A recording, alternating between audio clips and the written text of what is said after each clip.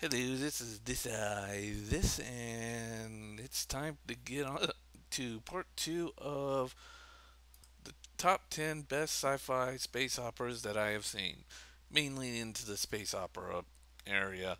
I'm hoping that this video will go better than my first one with me stuttering and fucking up a lot, but I'm hoping this video will go a lot more better. But anyways, let us begin with number 5.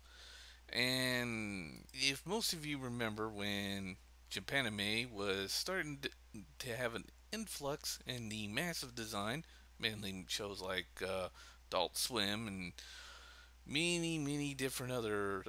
Actually, this happened before Adult Swim started. Oops, I already fucked up there. But with the sudden influx of anime coming in and most shows going more and more anime, American animators were feeling pressured and need to come up with something new and original. And two companies did. One Warner Brothers and the other Universal. Warner Brothers, pretty much already owning DC Comics, came out with Batman the Animated Series. If you don't know what Batman the Animated Series is, I don't know what to tell you, dude. And the other is number 5 on my list with crappy animations, horrible coloring, and a shitty soundtrack. Well, right, maybe the opening soundtrack was actually pretty awesome. That really opened up in the first second season, which is not on DVD for some sad reason, and kind of an underdog that when I look at it, Exo Squad. Yep, that's right. A series that went on to try to promote a bunch of toys by Playmate, and that was and I guess Playmate decided to merge the Exo Squad toys with the Robotech toys without telling the people who run the Robotech franchise or the people at Universal. I'm sorry, NBC Universal now. Most of you don't know this, but Exo Squad has gained kind of what you would call a cult following, and for good reasoning.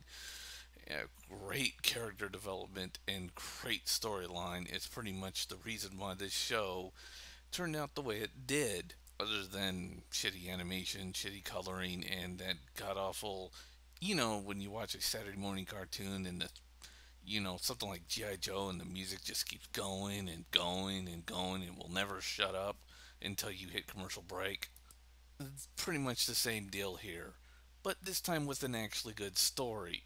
In the first season, which pretty much got me locked on, was watching the captain of the ship called the Resolute basically committing mutiny against his own admiral after the Neo Sapiens, who had genetically engineered humans who were altered in such a way that they were giant blue alien like, basically had taken over the Earth and leaving a soon to be retired admiral in control of the Resolute with a small fleet of men and women, Able Squad, known as the Exo Squad. Alright, I really did like this show. But the one episode that caught me in was basically watching the captain in one episode literally committing mutiny, taking back control of his ship, and then in the next episode, killing himself. Yeah, that's right. There was a lot of deaths in this show. A lot. Especially the episode where the captain and the admiral couldn't bring himself to write letters to families who most likely would not get their letters of noticing them that their loved ones were dead. Let me tell you, a rocket ship hitting a exosuit with a pilot while out in deep space is not a good thing. And of course, it ended with a certain blonde headed woman who, let's just say, had the worst things happen to her in this entire series, basically shooting Phaeton in the chest. Now, moving on before I run out of time here, on to number 4. Going from a show that tried to be anime to pretty much a new anime series, a good cowboy romp into the space of good old fashioned bounty hunting. Yeah, Deep Space. I just got you. Actually, it's Cowboy Bebop. And of course, I love Cowboy Bebop. What's to say? It was campy, fun, and ultimately tragic at the end. Yeah, it was tragic at the end. Good to watch a good old fashioned bounty hunt with three bounty hunters who could not get along with each other, a dog, and a computer hacker. Using of the situations there. And ultimately the tragic ending that, well, for one of them. And of course, a villain who basically took on the name Vicious.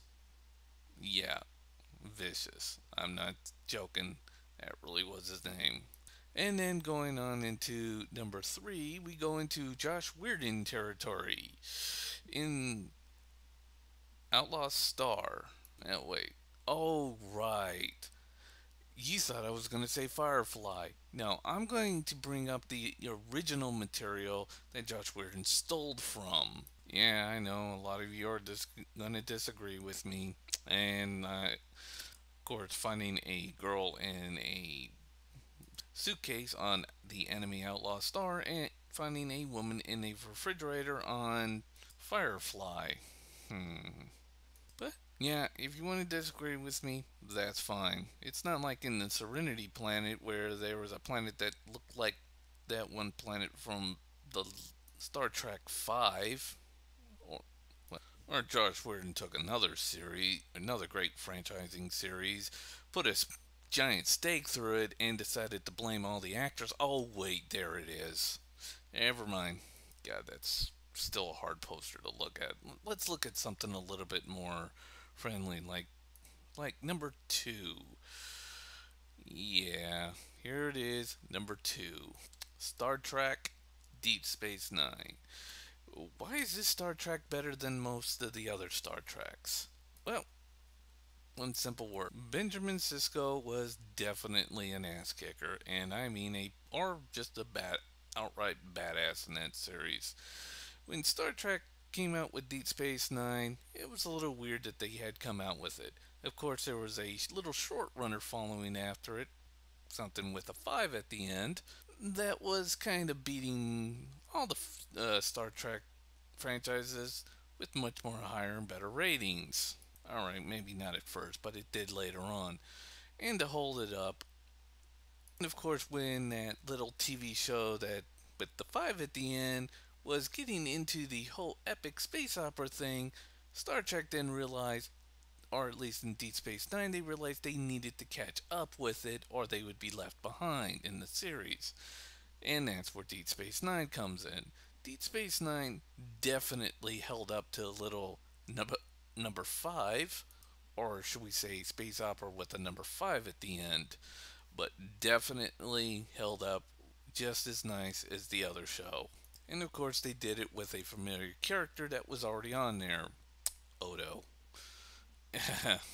And of course, the Dominion. And the one thing that really got me sucked back into Deep Space Nine and really fell in love with this series was watching that Dominion soldier just walk right through that force field, and he didn't even flinch.